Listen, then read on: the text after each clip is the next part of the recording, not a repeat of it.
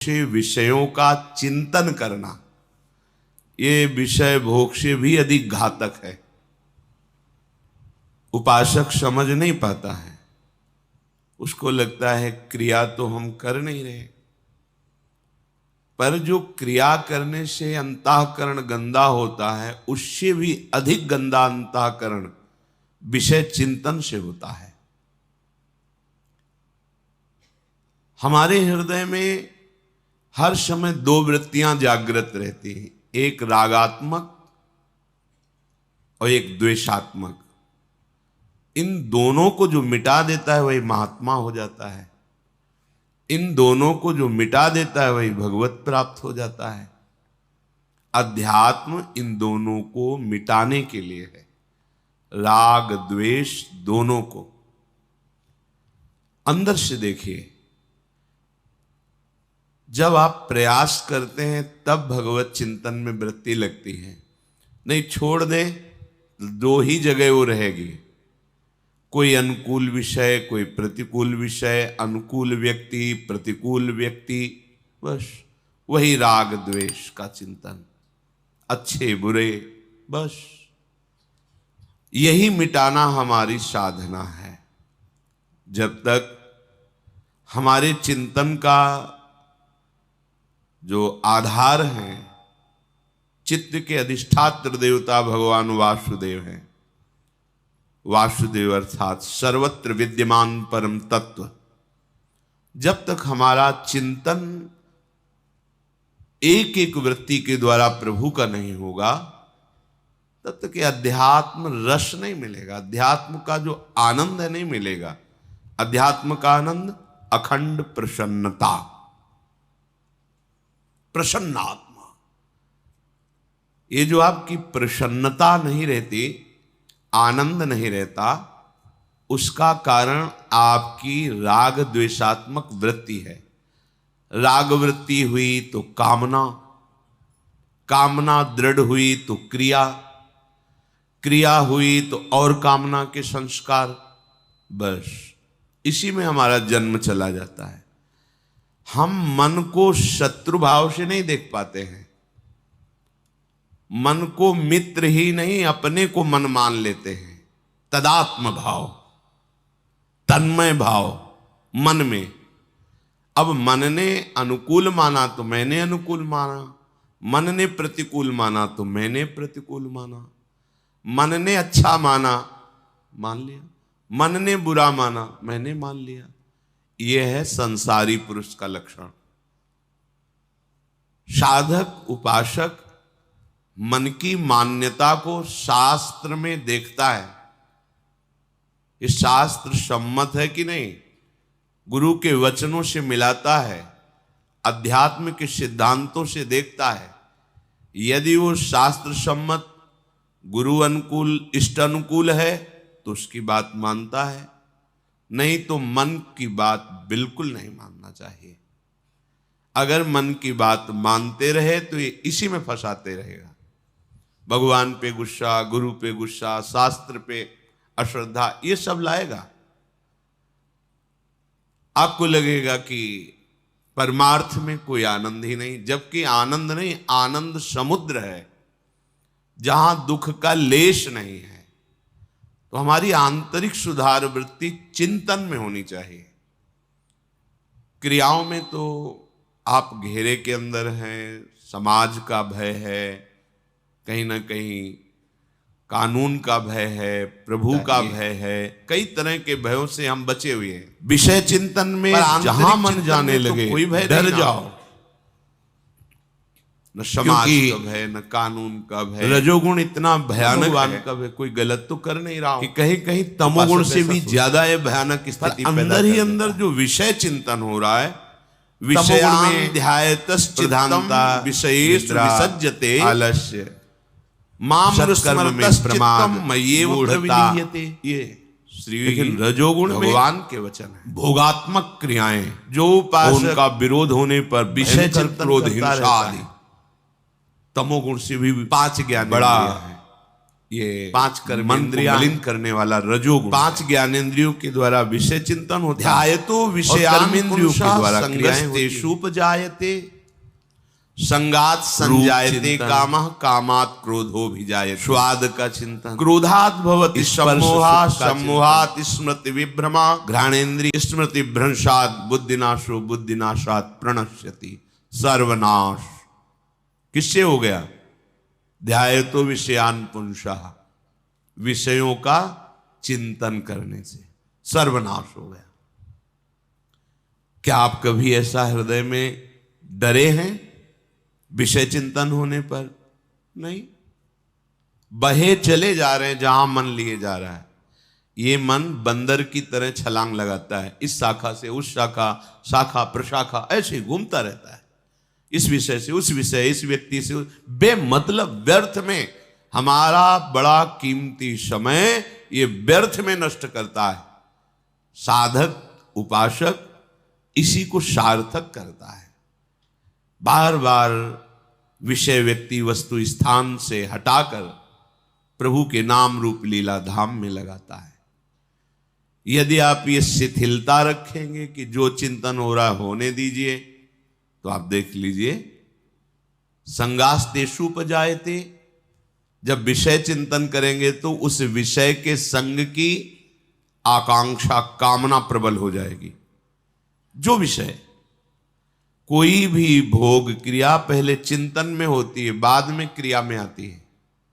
चिंतन में संभाल लिया तो संभल गया, चिंतन बिगड़ गया तो अब फिर क्रिया से जो परिणाम होता है वो हो जाएगा अंतःकरण मलिन होना, दुर्वासनाओं का राज्य हो जाएगा। हमें चिंतन पर विशेष जोर देना है। जहां चिंतन विषयों का हुआ तो निश्चित उसकी संग की इतनी व्याकुलता होती है, और उस व्याकुलता में अनुकूलता मिली तो बहुत सी कामनाएं और जागृत हो जाएंगी, प्रतिकूलता मिली तो क्रोध जागृत हो जाएगा। वो भगवान पे क्रोध करेगा, गुरु पे क्रोध करेगा, अवहेलना, नास्तिकता आने लगेगी, भगवद स्मृति नष्ट हो जाएगी, बुद्धि निर्णय करने लायक नहीं रह जाएगी। बुद्धि का नाश सर्वनाश, बुद्धिनाशात् प्रणश्यति, उसका नाश हो गया। हम विषय चिंतन क्यों करते हैं? सुख के लिए, आनंद के लिए, प्रसन्नता के लिए।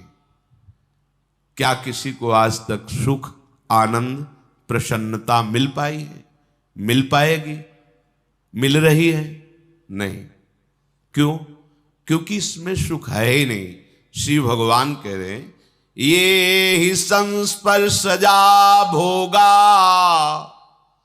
दुख यो नये एवते आद्यंतवंतः कौन्तेय न तेषु रमते बुधा।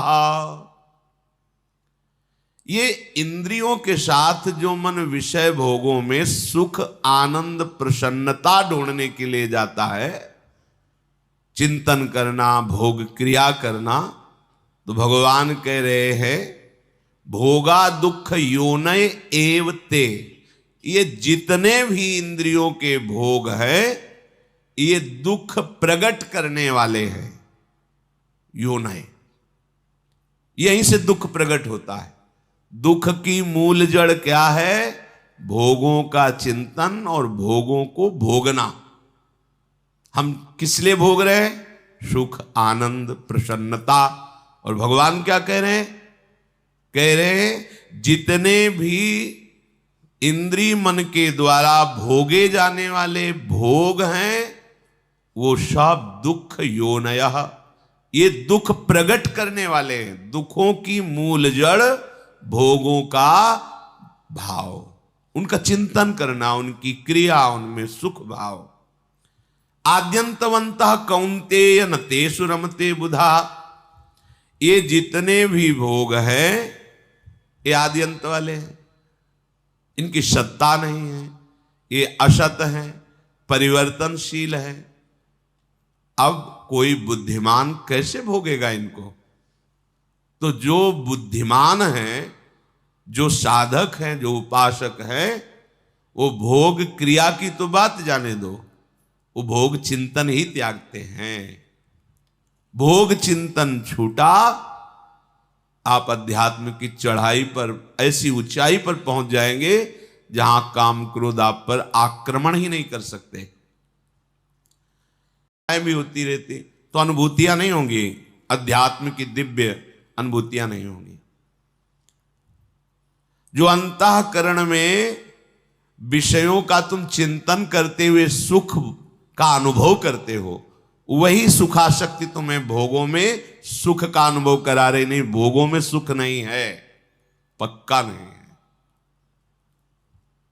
किसी आदमी को कह दिया जाए कि आपको 24 घंटे के बाद फांसी की सजा दे दी जाएगी और विश्व के जितने सुंदर भोग हैं सब एक महल में रख दिए जाए, स्वतंत्र हो, भोगो खूब आनंद से, 24 घंटे बाद तुम्हें फांसी में लटका दिया जाएगा। अब उस आदमी को डायरी और पेन दे दो कि हर भोग का अनुभव लिखो, क्या सुख है, किंचन मात्र कहीं सुख नहीं है, वो यही लिखेगा। क्यों? क्योंकि उसका चिंतन नहीं बन पा रहा भोगों का। चिंतन तो हो रहा है फांसी के फंदे का, अर्थात क्रिया भोग की है, भोग सामग्री का संस्पर्श है, पर सुख नहीं है। क्यों? क्योंकि क्रिया में ही तो सुख का अनुभव कर रहा है। जो मंद बुद्धि है वो क्रिया में ही सुख का अनुभव कर रहा है। बोले नहीं, वो चिंतन नहीं है ना, इसलिए सुख का अनुभव नहीं। मतलब समझ में आया कि भोग क्रिया में सुख नहीं है, भोग क्रिया के पहले जो चिंतन में तुमने सुखानुभूति की, भोग की मूढ़ता के कारण, वही तुम्हें क्रिया में अनुभव आ रही। वस्तुतः ये ही संस्पर्श जाब होगा दुख योने एवते। जितने भी भोग हैं इंद्रियों के, उनसे दुख ही प्रकट होगा, सुख नहीं। हम चाहते हैं परमानंद, अखंड प्रसन्नता, तो ये होगी भगवत चिंतन से। और करते हैं विषय चिंतन, जिसका परिणाम है अशांति, दुख, क्लेश, बंधन, जन्म, मरण। ये विषय चिंतन से तुम्हारा चित्त ही बंधन और मोक्ष का कारण है। विषय चिंतन करने वाला चित्त बंधा हुआ है और भगवत चिंतन करने वाला चित्त जीवन मुक्त है। मामनुस्मर तश्चित्तम मय्येव प्रविलीयते। जो विषय चिंतन का त्याग करके सदैव मेरा चिंतन करते हैं, वो मेरे में तन्मय हो जाते हैं, मेरे में उनकी स्थिति होती है। हमारा मन, हमारा चित्त प्रभु के चिंतन में, ये खास बात है अंदर की।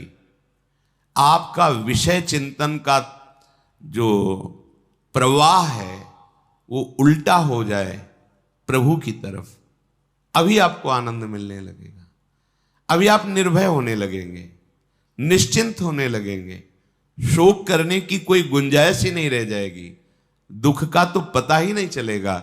चाहे जितनी भारी दुख की परिस्थिति बाहर हो, आपका हृदय आनंदित रहेगा, प्रसन्न रहेगा। यदि आपने ऐसा सोच रखा है कि कभी भाग्य में ऐसा उदय होगा तो भजन हो जाएगा, अभी तो विषयों का भाग्य चल रहा है भोगने का, ये भाग्य